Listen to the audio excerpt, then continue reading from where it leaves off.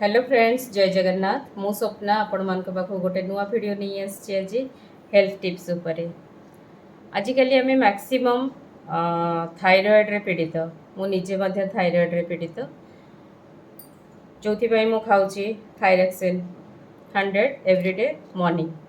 सो आपण मैंने समस्ते जानी थे जे सकाळु उठिले आम एम्प्टी स्टमक रे गोटे टैबलेट आग खाइबा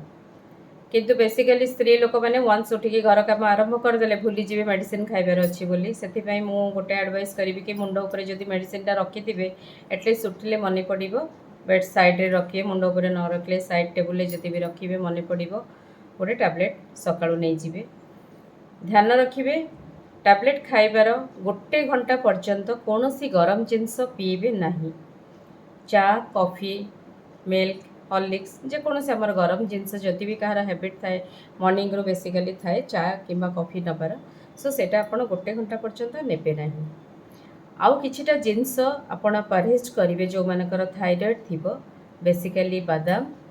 कोबी सोयाबीन यही तीनटा जिनस बेसिकली न खाइले भल न खाइले माने एमती नहीं कि आम पूरा टोटाली एकदम खाइबानी केबे केमती जदि मसरे थरे अधे खाई दउचे भल अदरवाइज जदि आम एटा को रेस्ट्रिक्शन जो मैंने करि पारुचंती वेल एंड गुड जदि वीडियोटी भल लगी थाए सांग माने लाइक करिवे कमेंट करिवे शेयर करिवे प्रथम थर पई जदि वीडियोटी देखुथिबे ताहले सब्सक्राइब करने को भूलिबेनी सांग माने थैंक यू टाटा।